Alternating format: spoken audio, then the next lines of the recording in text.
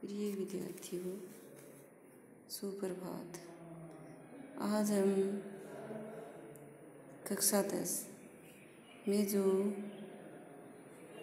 7 का पाठ है, हमने निराला का जो परिचय पढ़ा था उसका अनुवाद करेंगे। अभी न होगा मेरा अंत, अभी अभी ही तो आया है मेरे जीवन में मृदुल वसंत, अभी न होगा मेरा अंत। इसका हमें पहले प्रसंग लिखना है। प्रस्तुत पद्यांश कवि सूर्यकांत त्रिपाठी निराला द्वारा रचित। अभी न होगा मेरा अंत कविता से लिया गया।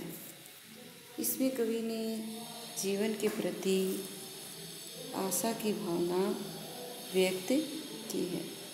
फिर हम व्याख्या लिखेंगे। कवि निराला कहते हैं कि अभी न होगा मेरा अंत, कहते हैं कि मेरे जीवन का अभी अंत नहीं होगा। अभी अभी तो आया है, अभी अभी तो मेरे जीवन में युवा अवस्था का आगमन हुआ है। मेरे जीवन में मृदुल वसंत, अभी तो मधुर वसंत का आगमन हुआ है। अर्थात वसंत रूपी युवा अवस्था है, उसकी शुरुआत हुई है।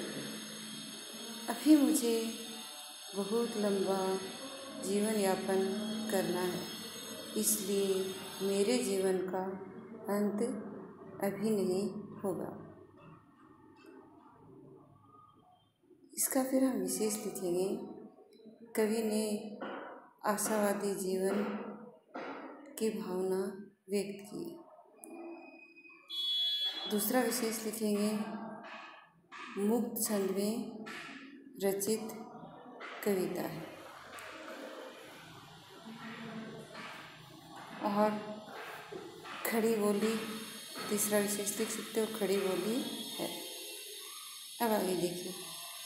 हरे हरे ये पात, डालियाँ कलियाँ कोमल गात, मैं ही अपना स्वप्न मृदुल कर फेरूँगा निद्रित कलियों पर, जगा एक प्रत्यूष मनोहर।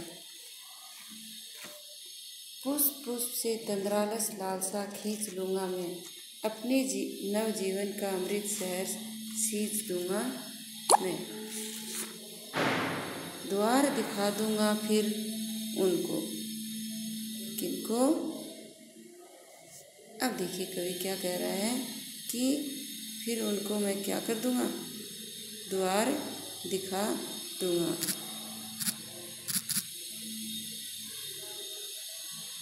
जो हरे हरे ये पात, कवि बता रहा है कि पहले प्रसंग लिख के फिर वही प्रसंग होगा, और जीवन के प्रति आशा की भावना भी लिख सकते हो, या जीवन यापन करने की दृढ़ इच्छा शक्ति भी लिख सकते हो। फिर हम लिखेंगे व्याख्या में। कवि ने बताया है कि अभी मेरे जीवन में युवावस्था का आगमन हुआ है, और उसने युवावस्था को वसंत ऋतु के समान बताया। तो वो कह रहा है हरे हरे ये बात, कवि ने बताया है कि अभी तो वसंत का आगमन होने से हरे हरे पत्ते और डालियों पर कलियां खिली हुई हैं, अर्थात खिलना शुरू हुआ है। इसलिए अपने जीवन से संबंधित या शरीर से संबंधित कह रहा है कि अभी तो युवा अवस्था यौवन है, उसका प्रारंभ हुआ है, जिसमें शरीर है वो क्या है, सुंदर लगना। युवा अवस्था में शरीर का सुंदर विकास अभी तो शुरू हुआ है। फिर मैं अपना स्वप्न मर्दुल कर, कवि कहते हैं कि मैं अपना स्वप्न अर्थात जो मन की सुंदर भावनाएं हैं उन्हें फेरूंगा निद्रित कलियों पर। निद्रित जो अलसाई हुई कलियां हैं अर्थात जो लोग निराश हो गए हैं उनमें आशा का संचार उत्पन्न करूँगा। जगह एक प्रत्युष मनोहर और उनमें एक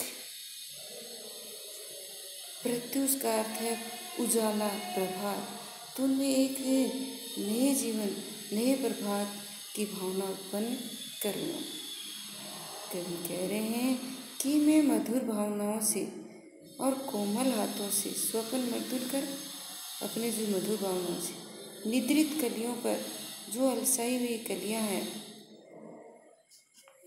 मुरझाई हुई कलियां हैं उन पर अपना उत्साहपूर्वक हाथ फेरूंगा और जो लोग निराश हो गए उनमें आशा का संचार करूँगा। जगह एक प्रत्युष मनोहर एक नया प्रभात जगाकर अर्थात नई भावना उत्पन्न करके पुष्प पुष्प से तंद्रालस लालसा खींच लूँगा।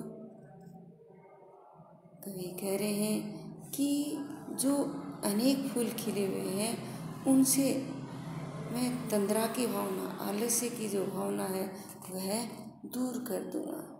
अपने नवजीवन का अमृत शहर सींच दूँगा मैं और उनके अंदर अपने नए जीवन या नए उत्साह की जो भावनाएं हैं मधुर भावनाएं हैं वह उनमें उत्पन्न कर दूँगा। कवि का इससे तात्पर्य है कि जो अलसा गई है या नींद से परिपूर्ण है, जो आलस्य से ग्रस्त है, उनके अंदर वह आलस्य दूर कर और अच्छी लालसा या नव उत्पन्न की जो भावना है वह उनमें उत्पन्न करना चाहता है। द्वार दिखा दूंगा फिर उनको है मेरे वे जहाँ अनंत। फिर कवि कह रहे हैं कि मैं फिर उन्हें वह रास्ता दिखा दूंगा। कौन सा? आगे बढ़ने का, विकास करने का रास्ता बता दूंगा। मेरे वे जहाँ अनंत, फिर उन्हें असीमित विकास के रास्ते हैं वो दिखा दूंगा। युवावस्था में आलस्य की भावना त्याग करके और उल्लास की भावना के साथ अनेक रास्ते हैं उनकी तरफ बढ़ सकेंगे। अभी न होगा मेरा अंत और उन्हीं उत्साहयुक्त उत्साह से पूर्ण नवीन लालसाओं नई जो भावनाएं हैं उनकी वजह से अनेक रास्ते देखने की वजह से कवि कह रहा है कि अभी तो उन आकांक्षाओं के आधार पर मुझे नया जीवन यापन करना है। युवावस्था के आधार पर युवावस्था में आलस्य को त्याग कर उल्लास के साथ अब जीवन यापन करते हुए आगे बढ़ना है। मेरे जीवन का भी अंत नहीं होगा। अब इस पैराग्राफ में कवि ने मनुष्य को कर्म करते हुए और जोश के साथ उल्लास के साथ आगे बढ़ने की प्रेरणा दी है। साथ ही युवावस्था को वसंत के समान बताया है। इसमें तत्सम शब्दों का अधिक प्रयोग हुआ है। स्वपन, मृदुल, निद्रित, प्रत्युष, इस प्रकार से इसमें तंद्रालस, अमृत, तो इस प्रकार से इनमें तत्सम शब्दावली प्रमुख है। और पुष्प पुष्प दोनों शब्द एक साथ आए हुए हैं और साथ आने की वजह से दोनों के अर्थ भी एक ही निकल रहे हैं, इसलिए पुनरुक्ति प्रकाश अलंकार का भी प्रयोग हुआ है।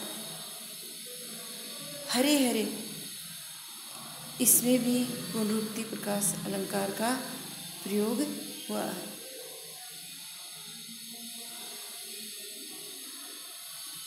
इसमें अनुप्रास, पुनरुक्ति प्रकाश और फूलों के अंदर मानवीय भावना या जो बताया जाता है कि जो चीज़ें मनुष्य की वह प्रकृति के उपादानों में ही दिखाई जाती है। मनुष्य की जो गतिविधियाँ हैं वो प्रकृति के उपादानों से भी आभास होती है, वहाँ मानवीकरण अलंकार होता है। तो अनुप्रास, पुनरुक्ति, प्रकाश व मानवीकरण अलंकार का प्रयोग किया गया है। साथ ही इसमें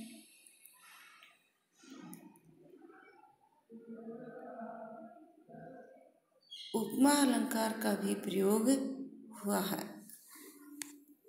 अब हम आगे बढ़ते। मेरे जीवन का यह है जब प्रथम चरण, इसमें कहाँ मृत्यु है जीवन ही जीवन, अभी पड़ा है आगे सारा यौवन, स्वर्ण किरण कल्लोलों पर बहता रे बालक मन, मेरे ही अविकसित राग से विकसित होगा बंधु दिगंत, अभी न होगा मेरा अंत। इसमें भी हम प्रसंग लिखेंगे। प्रस्तुत पद्यांश कवि सूर्यकांत त्रिपाठी निराला द्वारा रचित अभी न होगा मेरा अंत कविता से अवतरित है। इसमें कवि ने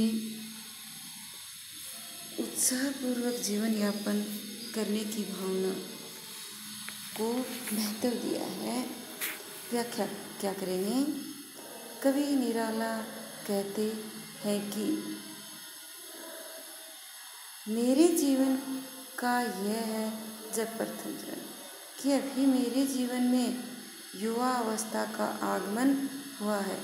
जो क्या है, अभी तो जीवन का प्रथम चरण शुरू हुआ है, अभी इसमें अंत की भावना नहीं है, अर्थात अभी जीवन का अंत होने कैसे हो सकता है, अभी तो मुझे बहुत लंबा जीवन यापन करना है मेरे वे जहाँ अनंत स्वर्ग, इसमें कहाँ मृत्यु, अभी मेरे जीवन में युवा अवस्था होने की वजह से मृत्यु कैसे हो सकती है। फिर आगे किसनवाचक चिन्ह लगाकर लिख सकते हो, अभी तो मेरे जीवन में युवा अवस्था की शुरुआत हुई है, अभी तो मुझे बहुत लंबा जीवन यापन करना है, अभी पड़ा है आगे सारा युग, अभी तो मुझे लंबा जीवन जीना है, इसलिए सारा जीवन है वह आगे विद्यमान। स्वर्ण किरण कल्लोलों पर बहता रे बालक, अब कवि कहते हैं अभी तो मेरे जीवन रूपी प्रभात में मनोरम भावनाओं की स्वर्ण किरणें बिखर रही हैं, मनोरम भावनाओं की सुनहरी किरणें हैं वो बिखर रही है।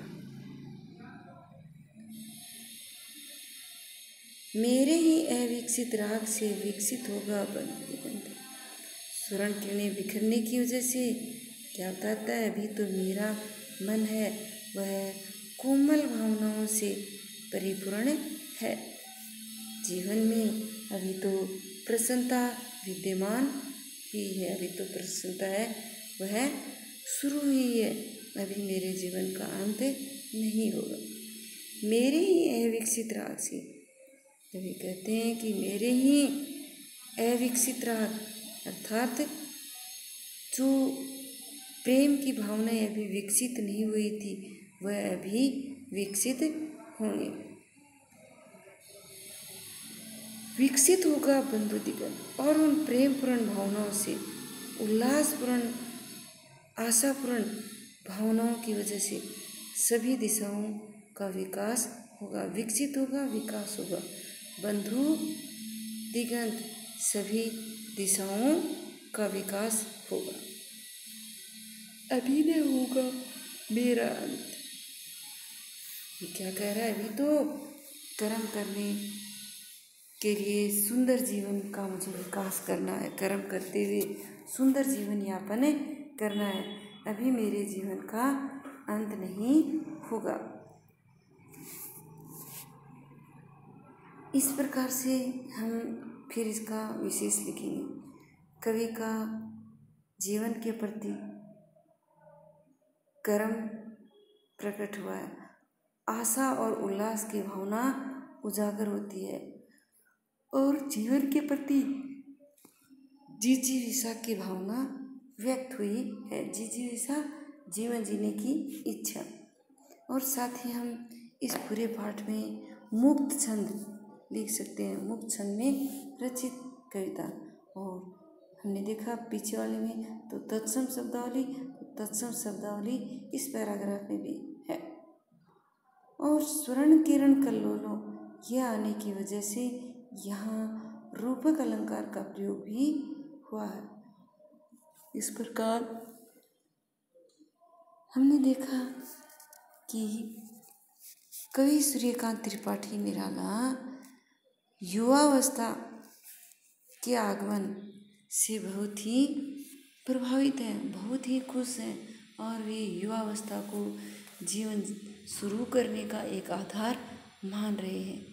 प्रिय विद्यार्थियों, तुम्हें भी इस पाठ से प्रेरणा लेनी चाहिए, जिससे तुम्हें भी आगे बढ़ने का सुनहरा जो अवसर है उसे खोना नहीं चाहिए। अभी तक कुछ ही विद्यार्थी होमवर्क कर रहे हैं। ये जो कवि सूर्यकांत त्रिपाठी द्वारा रचित कविता है अभिनव होगा मेरा अंत, यह बहुत ही महत्वपूर्ण है। इसमें से पद्यांश भी आ सकता है और निबंधात्मक क्वेश्चन भी आ सकता है। सबसे पहले ध्यान दीजिए, इसमें किसी भी पैराग्राफ के आने पर पहला पॉइंट कवि के जीवन के प्रति आशा और उत्साह की भावना व्यक्त हुई है। किसी में भी यह पॉइंट लिख सकते हैं। दूसरा, खड़ी बोली का प्रयोग। इसमें से कुछ याद रहेंगे, कुछ नहीं रहेंगे। तत्सम शब्दावली, मुक्त छंद और जो भी पैराग्राफ है उससे संबंधित महत्वपूर्ण बात लिखकर विशेष अवश्य लिखने का प्रयास करें, क्योंकि विशेष के आधार पर भी नंबर विभाजित होते हैं। तो कवि ने किससे संबंधित अभी जीवन में युवावस्था आने पर उसे क्या माना है कि अभी उसके जीवन में मृत्यु का कोई स्थान नहीं है, अभी मृत्यु नहीं आने वाली, अभी तो उसे बहुत विकास करना है, कर्म के आधार पर अपने जीवन को सफल बनाना है। और आशावाद और जिजीविषा अर्थात इस पाठ में आशा की भावना व्यक्त की गई है। आशा के आधार पर ही जीवन यापन करने की भावना उजागर हुई है।